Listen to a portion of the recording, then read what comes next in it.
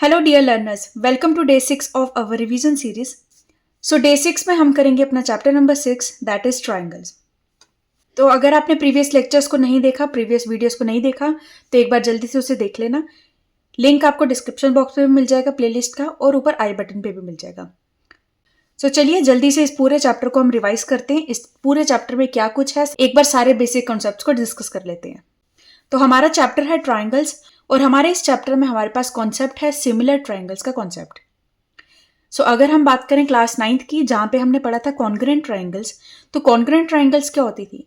Congruent triangles वो दो triangles होते हैं जिनकी साइड्स भी सेम होती है, जिनके एंगल भी इक्वल होते हैं। मतलब कि दो ट्राइंगल्स ऐसे हैं जिनकी कॉरस्पॉन्डिंग साइड्स और कॉरस्पॉन्डिंग एंगल्स सब इक्वल होते थे, तो हम बोलते थे वो दोनों ट्राइंगल्स हमारे कॉरस्पॉन्डिंग होते हैं। सिमिलरली क्लास 10th में हमारे पास कॉन्सेप्ट है सिमिलर ट्राइंगल्स का। नाउ सिमिलर ट्राइंगल्स क्या होते हैं?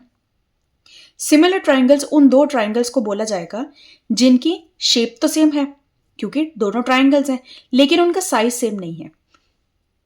तो अगर मैं बनाऊंगी एक ट्राइंगल, मेरे पास है ए बी सी, जिसको मैं थोड़ा छोटा बनाऊंगी, ए बी सी। एक मेरे पास है ट्राइंगल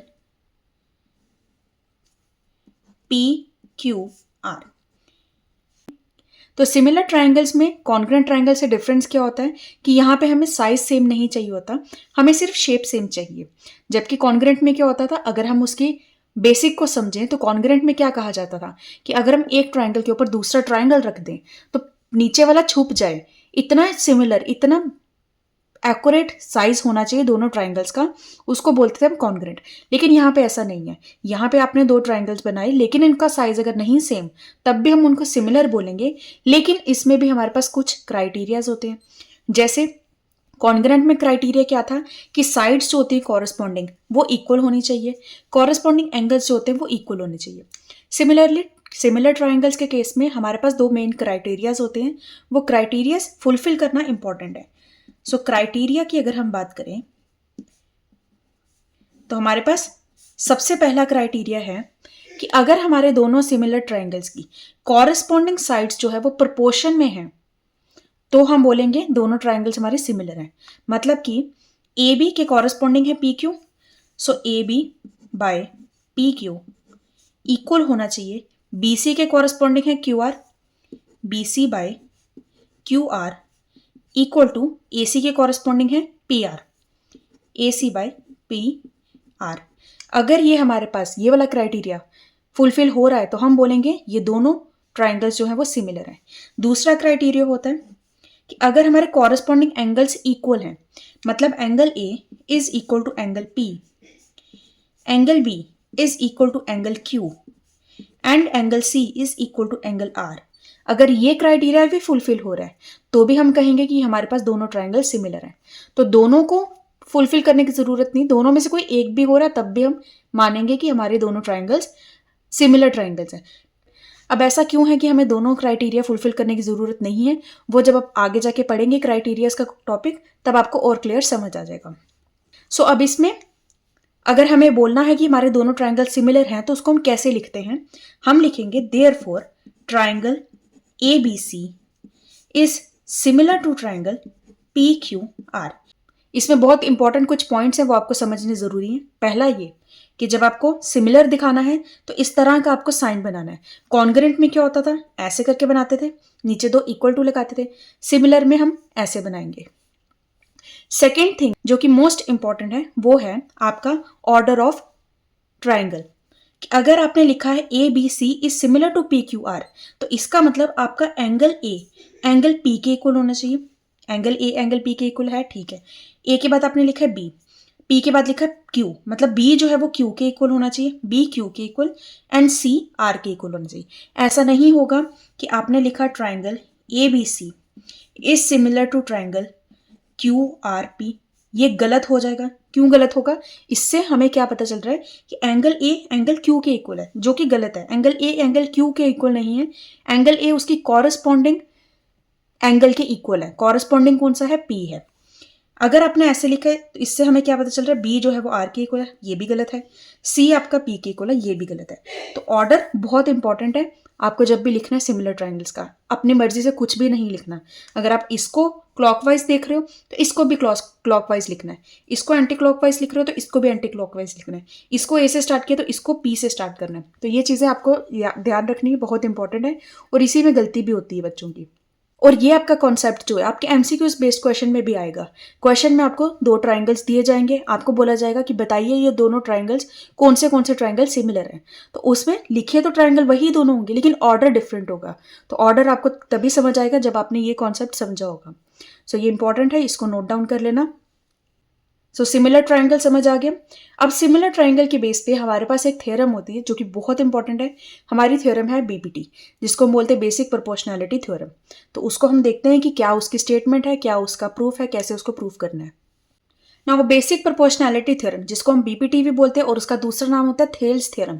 ध्यान रखना, इसका सेकेंड नेम क्या है, थेल्स थ्योरम। ये बहुत इंपॉर्टेंट है, इसका आपको प्रूफ भी क्वेश्चन में आ सकता है। तो सबसे पहले हम देखेंगे इसकी स्टेटमेंट क्या है, फिर हम देखेंगे इसका प्रूफ करना कैसे है। Statement is, if a line is drawn parallel to one side of a triangle to intersect the other two sides in distinct point, the other two sides are divided in the same ratio. तो एक बार diagram बनाते हैं, फिर समझते हैं इसमें क्या बोला गया है।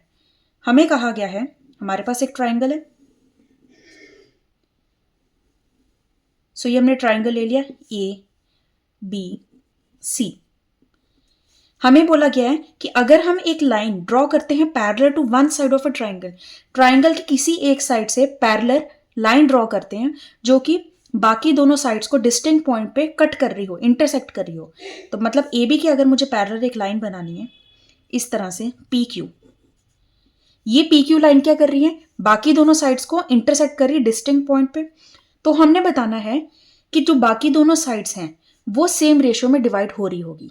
सेम रेशियो में डिवाइड हो रही होगी मतलब अब ये पॉइंट जो है इसको, इस लाइन को डिवाइड कर रहा है, सिमिलरली ये क्यू पॉइंट जो है इस लाइन को डिवाइड कर रहा है, ये डिवाइड कर रहा है सेम रेशियो में।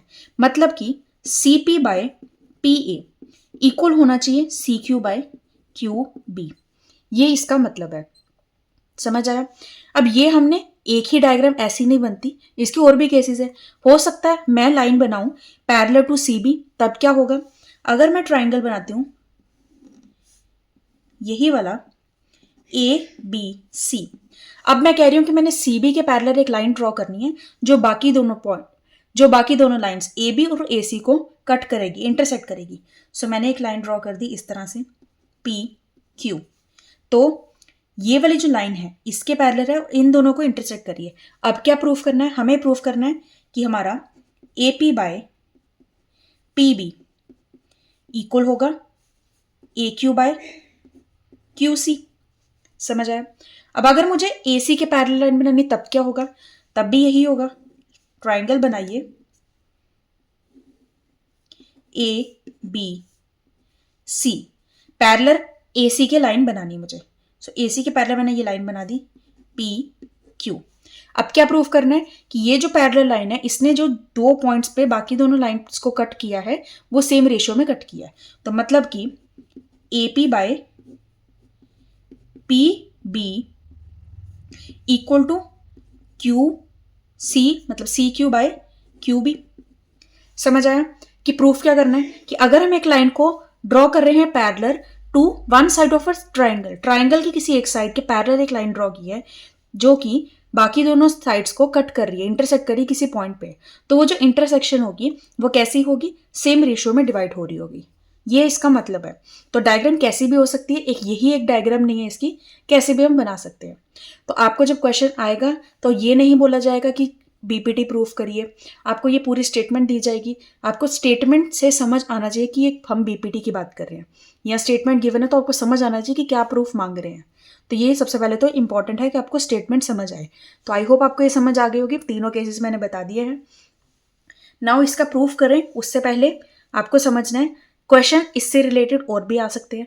कोई भी क्वेश्चन आएगा जिसमें आपको कहीं भी लिखा होगा कि this side is parallel to this side, कहीं भी कुछ भी, तो समझ लेना कि वहां पे आपकी बीपीटी ही यूज होगी। पैरेलल क्यों दिया जाएगा, क्योंकि आप बीपीटी को यूज करिए। तो समझना ये आपका एक हिंट पॉइंट है कि आपको कहीं भी क्वेश्चन में पैरेलल दिखा हुआ है, सिंपल सी बात है कि वहां पे बीपीटी को यूज करना है। अब हम देखेंगे इसका प्रूफ। तो प्रूफ के लिए एक डायग्राम इस तरह की ले लेते हैं और फिर करते हैं इसका प्रूफ। सो मैं ट्राइंगल बनाती हूँ अब इस प्रूफ में मैं आपको साथ ही बताऊंगी कि क्वेश्चन को लिखना कैसे होता है, किस तरह से प्रेजेंट करना है। ए बी सी और एक लाइन मैंने बना ली डी ई।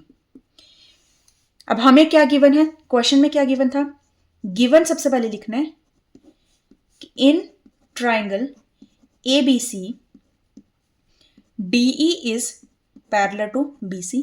ये चीज हमें गिवन है। अब हमें प्रूफ क्या करना है, फिर लिखना to proof AD by DB is equal to AE by EC। जब भी आपको कोई प्रूफ लिखना है, प्रूफ को मैथमेटिकल फॉर्म में लिखो कि एक्चुअली आपको प्रूफ क्या करना है, ताकि जब आप प्रूफ कर रहे होंगे बार बार आप उसको देखो कि ये चीज मुझे प्रूफ करनी थी, मैं यहां तक पहुंच पा रहा हूं या नहीं पहुंच पा रहा हूं। इंग्लिश की स्टेटमेंट नहीं लिखनी, प्रूफ ये वाला इस टाइप का लिखना है।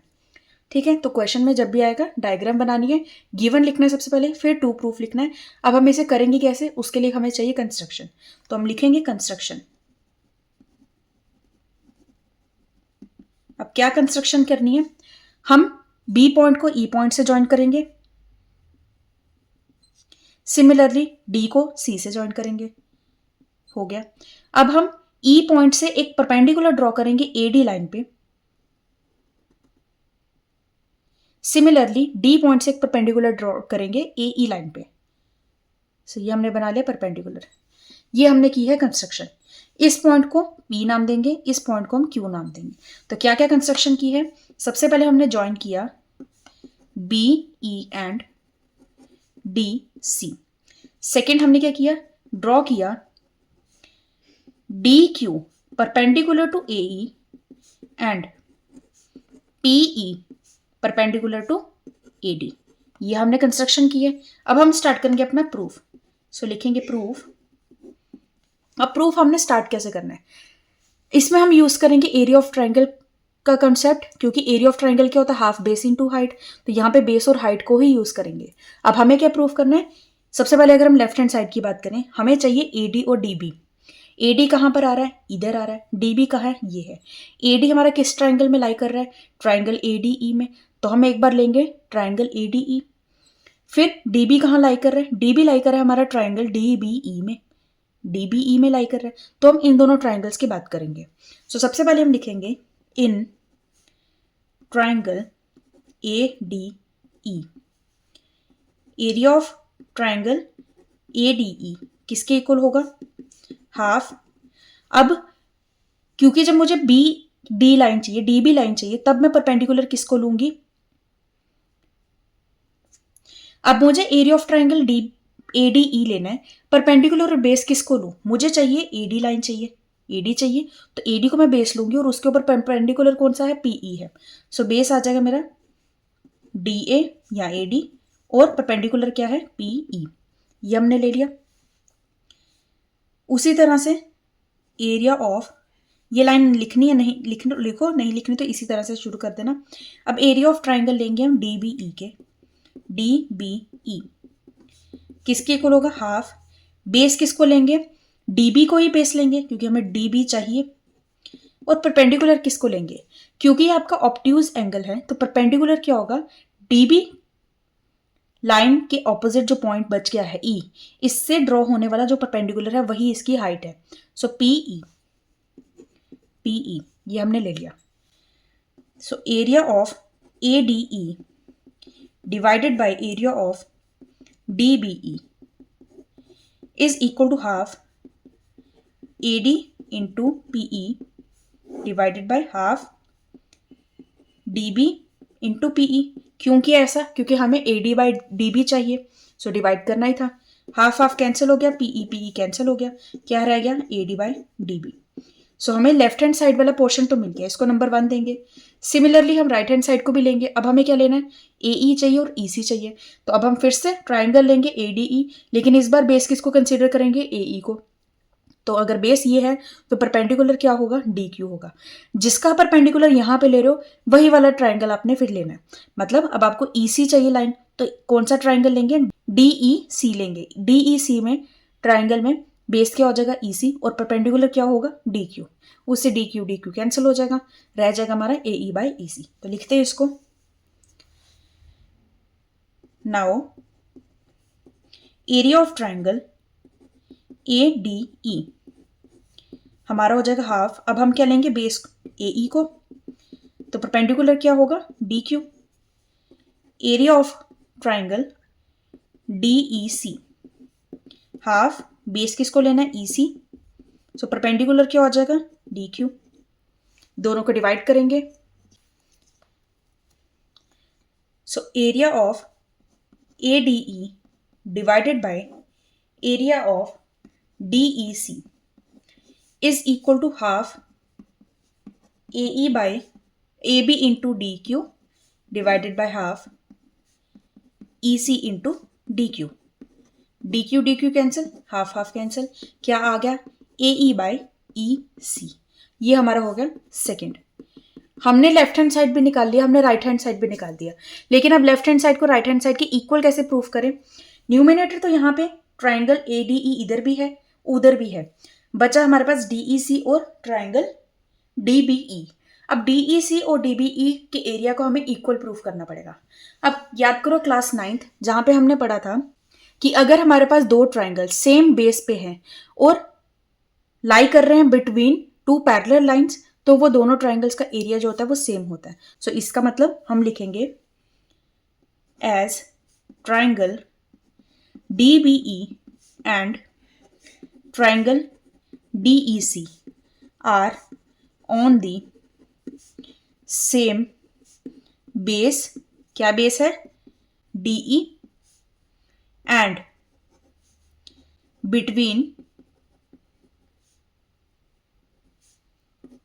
Parallel lines B C and D E. इसका मतलब area of triangle D B E equal हो जाएगा area of triangle D E C के from first and second area of A D E by area of D B E equal हो जाएगा area of A D E by area of D E C. हो गया equal.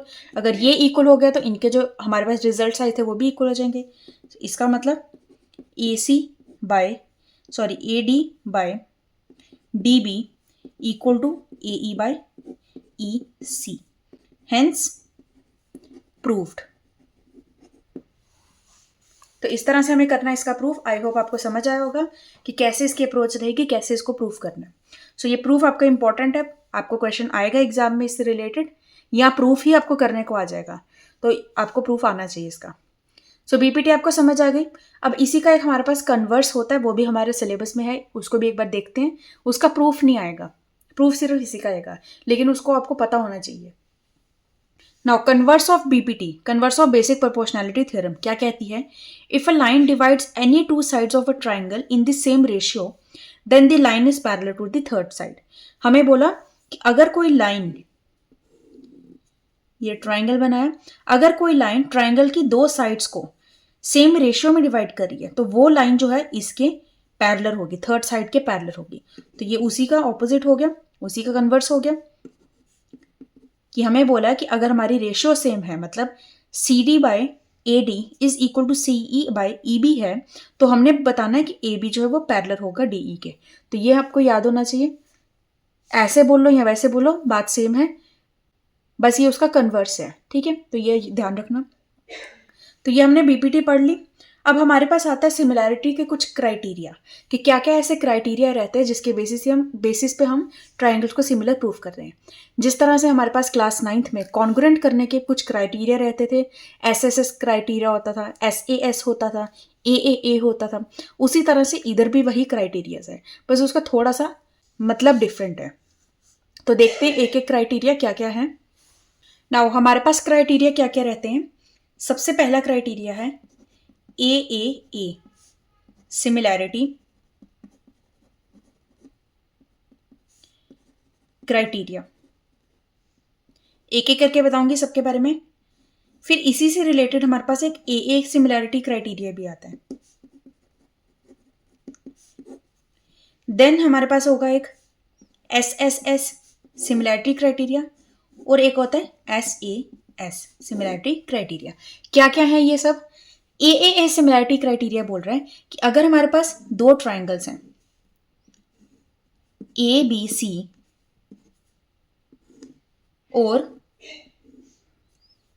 PQR, दो triangles हैं, अगर इन दोनों triangles के corresponding angles जो हैं इक्वल हैं तो हम बोलेंगे कि ये दोनों ट्राइंगल सिमिलर हैं। मतलब अगर A जो है P के इक्वल है, B जो है Q के इक्वल है और C जो है R के इक्वल है, तीनों एंगल्स तीनों कॉरेस्पॉन्डिंग एंगल्स के इक्वल हैं, तो हम बोलेंगे कि दोनों ट्राइंगल्स जो हैं वो सिमिलर हैं। ठीक है, तो आपको ये कैसे लिखना है बताया मैंने। अगर आपका A जो है वो P के इक्वल है, B आपका Q के इक्वल है, C जो आपका R के इक्वल है, तो आप लिखोगे ABC is similar to PQR, order को चेंज नहीं करोगे। ठीक है, तो ये होता है आपका फर्स्ट क्राइटेरिया। अब अगर आपके पास सिर्फ ये है, आपको साइड्स के रिलेटेड कुछ नहीं बोला लेकिन एंगल्स आपको पता है, तो आप उस बेसिस पे भी बोल सकते हैं। अब सेकंड हमारा इसी से रिलेटेड होता है AA सिमिलैरिटी। इसमें एक A मिसिंग है, मतलब अगर आपको दो एंगल्स भी बोला गया है कि हमारे इक्वल हैं, तब भी आप कह सकते हो कि दोनों ट्राइंगल सिमिलर हैं। ऐसा क्यों? क्योंकि अगर हमें पता है कि A जो है P के इक्वल है, B जो है वो Q के इक्वल है, तो ऑब्वियस बात है कि C भी R के इक्वल होगा, क्योंकि दो एंगल्स इक्वल हैं, तीनों एंगल्स का सम 180 डिग्री है, यहाँ पे भी तीनों का सम 180 डिग्री है। तो जब हम प्लस माइनस करेंगे तो C जो है वो R के ऑपोजिट R के इक्वल आ ही जाएगा ऑटोमेटिकली। तो इसका मतलब जब आपको एंगल्स का कोई क्वेश्चन आएगा, सिमिलर प्रूफ करना है, तो आप कोई भी दो एंगल्स भी सिमिलर इक्वल प्रूफ कर देते हैं तो आपके जो ट्राइंगल्स है वो सिमिलर प्रूफ हो जाएंगे। सो ये होता है हमारा AA सिमिलैरिटी।